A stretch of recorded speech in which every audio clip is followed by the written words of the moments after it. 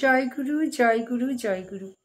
আজ আমি ঠাকুরের গ্রন্থ শতরূপে অপরূপ নিগমানন্দের প্রথম খণ্ড থেকে কিছুটা অংশ পাঠ করব।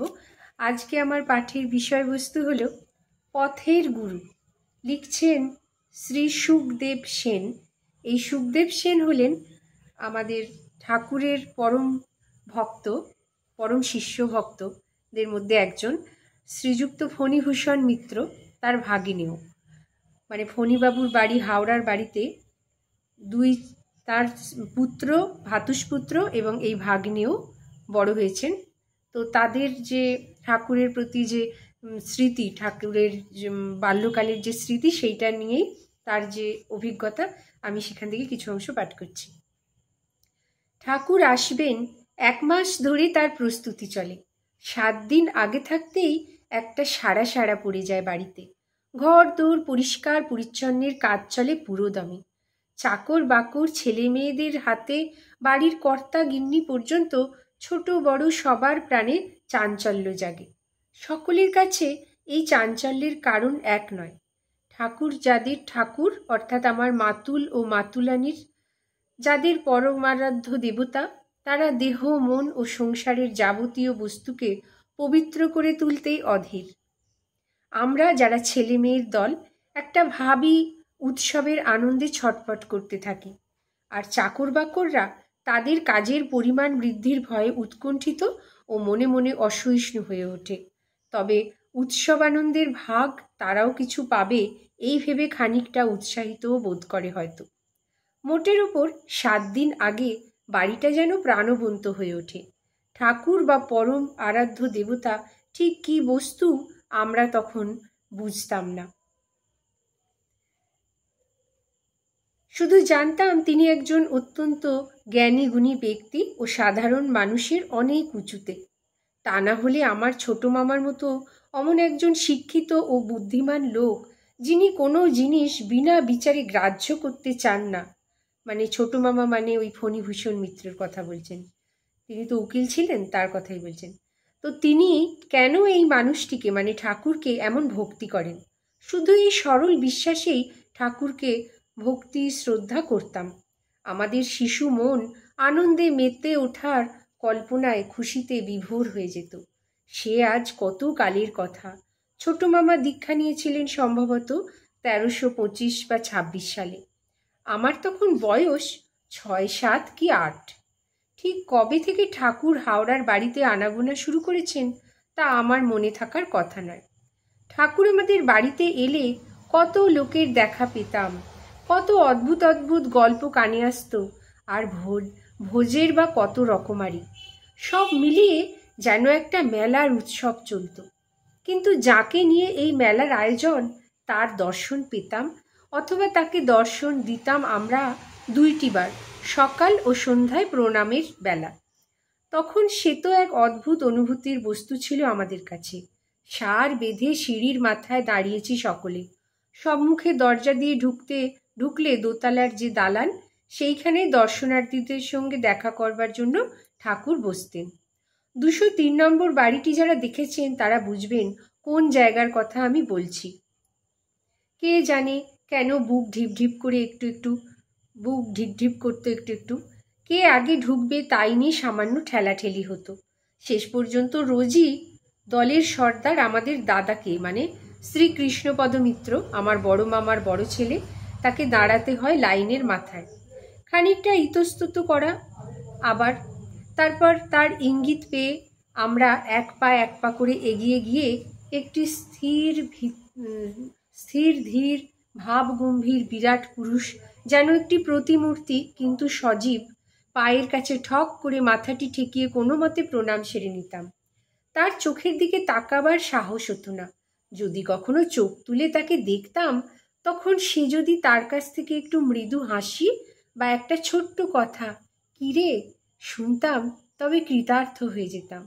ভাই বোনেদের মধ্যে যার সেই দিন যে সৌভাগ্য হতো এরকম, সে সগর্বে দলের মধ্যে এসে বলে বেড়াতো ঠাকুর তাকেই বেশি ভালোবাসেন। তবে মনে মনে আমরা সবাই জানতাম যে ঠাকুরের নেক নজর দাদার উপরে। দাদা যে ঘরে বসে পড়াশোনা করত, তার সামনের দিয়ে যেতে গিয়ে প্রায়ই ঠাকুর উঁকি মেরে পাঠরত ছেলেটিকে একবার দেখে যেতেন। এই নিয়ে দাদাকে আমরা ঈর্ষা করতাম বইকি। ঈর্ষা যতই করি না কেন, দাদার মুখ থেকে গল্প শুনতে আমরা কি যে ভালোবাসতাম। শুধু কি আমরা, লিলু মানে ঠাকুরের একটা খেলার পুতুলি, সে এই দাদার গল্প গিলত। পরে কথা বলবো। ঠাকুর এসে পৌঁছবার আগেই সাধু সন্ন্যাসী ভক্তদের আগমন শুরু হয়ে যেত। 10-15 দিন পূর্ব থেকেই চলতো তাদের আনাগোনা। এদেরও আমরা শ্রদ্ধা ও সম্ভ্রমের চোখেই দেখতাম। ভয়ে ভয়ে কিছুটা দূরেই থাকতাম। আমাদের ধারণা জন্মেছিল আমরা অপবিত্র, অসাধু এবং ভক্ত তো নিশ্চয়ই নয়।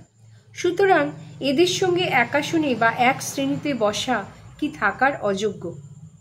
কি করে এমন ধারণা হলো? তার মূল ছিল ছোট মামার প্রভাব। গুরু ভাইদের প্রতি তার সম্ভ্রম বিজড়িত প্রীতি, পরম যত্নে তাদের আপ্যায়নের রীতি দেখেই আমরা অভ্যাগতদের অত্যন্ত সমীহ করতে শিখেছিলাম। নিজেদের দিনহীন ভেবে যে মনে মনে কোনো খেদ আসত তা কিন্তু নয়, বরং এদের দু একজনকে সেই বয়সেই আমরা সত্যিই ভালোবাসতাম। চিদানন্দ মহারাজ এদের অন্যতম। স্থৈর্য ও সহানুভূতির মূর্ত প্রতীক এই সন্ন্যাসীকে আজও মনে পড়ে। স্বল্পভাষী অথচ সদালাপী গম্ভীর প্রকৃতির মানুষটিকে আমাদের বাড়ির সকলেই ভালোবাসত। বিশেষ করে ভালোবাসতেন আমার ছোট মামা। সেই ভালোবাসা জীবনের শেষ দিন অবধি অক্ষুণ্ণ ছিল। তাই বুঝি তার মৃত্যু বাসরে আমরা না থাকিলেও চিদানন্দজির অনুপস্থিতি ঘটেনি। শেষ মুহূর্ত পর্যন্ত তার সঙ্গ করে গেছেন ছোট মামা। আর একজনকেও আজ মনে পড়ে, খ্যাপাদাস বাবা। অতি রসিক ব্যক্তি ছিলেন, সংস্কৃতে পণ্ডিত। বাংলার ভট্টাচার্য গোষ্ঠীর অবশেষ দেখেছিলাম এই ব্রাহ্মণের মাঝে। স্পষ্টই দেখতাম ঠাকুরের তাকে বড় ভালো লাগত। কথায় কথায় হাত নেড়ে সংস্কৃত শ্লোক আওড়াতেন ভদ্রলোক। সুস্বরে উচ্চারিত অপূর্ব ধ্বনি মাধুর্য ভরা তার একটা শ্লোকও যদি মনে থাকে। ভূতপূর্ব বস্তার স্টেটের রাজা সাহেবকেও হাওড়ার বাড়িতে দেখেছি। ইংরাজির 1927 সনের ডিসেম্বর মাসে তিনি ছোট মামার ওখানেই প্রথম ঠাকুরের দেখা পান।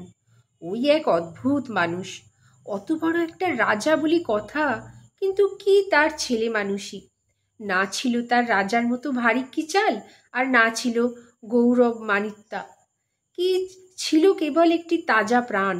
এই দিলদরিয়া সদা হাস্যময় মানুষটিকে আমরা কেউই খুব একটা সমীহ করতে পারতাম না, বা তিনি সমীহ করে চলাতে দিতেন না। আনন্দে ভরপুর প্রফুল্লদার গলার আওয়াজে, চলার বেগে, হাসির ফোয়ারায় আমাদের বাড়িটা গম গম করত।